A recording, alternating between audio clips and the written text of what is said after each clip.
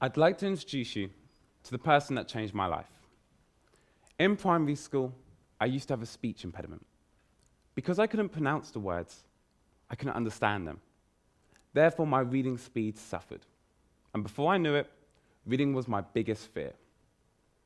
But this woman right here saw that I had a problem and prioritized taking me to speech therapy every week, even if that meant she could never take me on a holiday.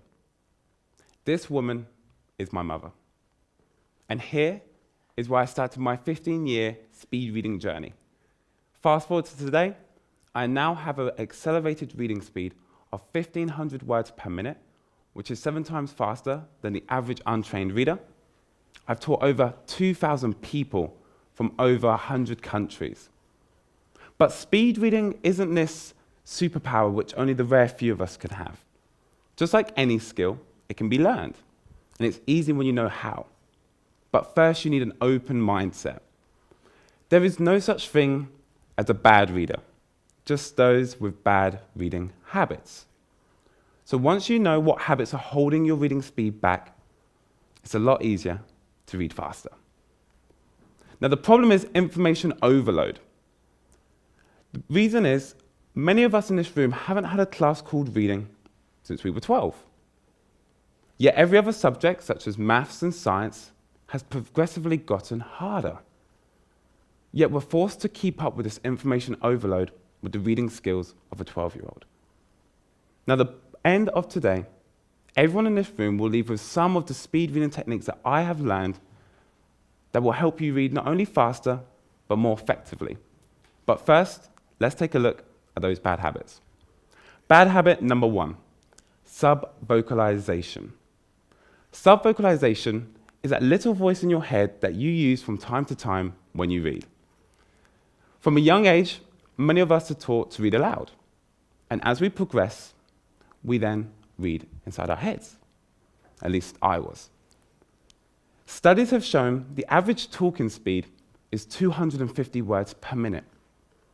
So it's no surprise that the average reading speed is between 200 and 250 words per minute. So the average untrained reader can only read as fast as they can talk.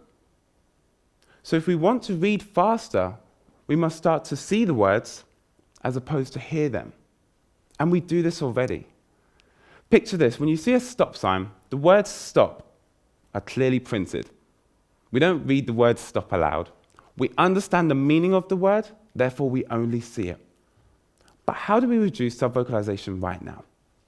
We need to distract our brain by using small distractions. So tip number 1, press the tip of your tongue to the roof of your mouth. For 2 reasons. This will stop you mouthing the words as you're reading, and it will also create a small distraction for your brain, not so large that it will take your mind away from the focus. Tip number 2, your environment. Your environment is key. Have you ever noticed when you walk into a coffee shop that sometimes you see people working? And it's not because of the good caffeine. It's because coffee shops have learned to create an environment which is optimum for productivity. The environment's not too loud where you get distracted with what's going on around you, nor too quiet where your brain begins to wander. The key is to get the brain into a state of relaxation, whether that's listening to music without lyrics, such as classical music, or studying in a spot which is consistent and personable to you. The key is consistency. Bad habit number 2, regression. Now, by a show of hands, who in here has got to the end of a page and thought, what have I just read? Or even worse, the end of a sentence, myself included. And naturally, we go back to the top of the page, hoping this time somehow the information goes in, but to no luck. The reason is because the author often has to give context, so by the time our eyes have reached the key points, we're exhausted. Picture this, you're watching a movie, and you're a couple scenes in, and it doesn't quite make sense, almost like you've missed a couple key scenes. And then suddenly, it clicks. It all makes sense, and you understand why the movie was set out the way it was. The reason for this is not a lack of understanding, but more so a lapse of concentration. And one way we can improve our concentration is by becoming an active reader. When our brain wanders, it's because we've become passive. What's one of the most common questions children ask? It's why. Why do I have to do this? Why do I have to do that? We need to be curious. To find a good answer, we must have good questions. So whilst reading, have good general questions at the front of your mind, such as, how long will this take for me to read this? What am I looking for? And what key figures and words do I need to find? Tip number 2, gliding. For gliding, you will need to use an object such as a credit card or any piece of object that you can use to cover up the sentence you've just read. Now, the great thing about gliding is it removes your safety net to reread the sentence you've just read, meaning you've got to pay attention to the sentence you're reading because you know there's no way you can go back. Bad habit number 3, fixations. Fixations are where your eyes are still on the page. Now, on average, an untrained reader has between 10 to 15 fixations. Read this sentence for me. Just take your time. There's no rush. I'm not testing you. Now, to improve the number of fixations that you make, the first tip is use a pacer. You can either use your hand or your pen to underline the sentence as you're reading. Now, this is set to the average reading speed of 250 words per minute. Now, the great thing about the pacer is 2 things. 1, it maintains a reading speed. Often when we read, we don't realize how fast or slow we're reading until it's too late. And number 2, it increases and encourages our eyes to read faster because we're forced to read at an accelerated rate. Tip number 2, bouncing.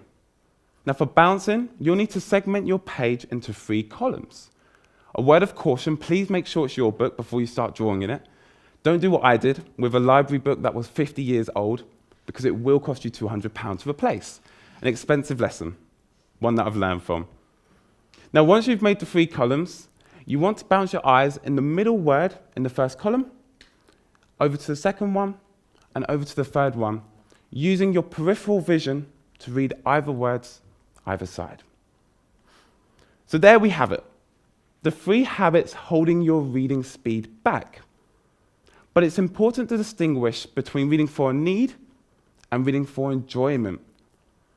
Now, before I show you the strategy to read a book a day, in 2015, I learned something surprising, that the average reader can go from reading a book a year to a book a day without the costly tuition. Because speed reading is a superpower, one which you can turn on and off. And I'll now show you how. Step 1, the front and back cover. Sounds common sense, but it isn't common practice. This will give you a good context of what the book's about, and also the authority that the author has. Step 2, the table of contents. 80% of a book's value can be found on 20% of the pages, the 80-20 principle. Your time is precious, so you want to be looking for the key points. So if it is your book, make a note on the table of contents of what chapters stick out to you.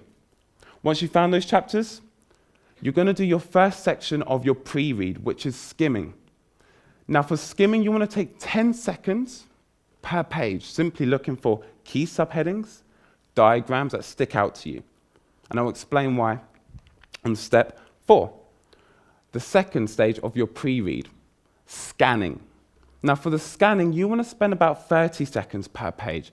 Now, going back to those subheadings that caught your eye, looking for the key words and figures. Now, remember, the time it's taken an average reader to read this once, you would have already gone through this twice. You're becoming familiar with the content.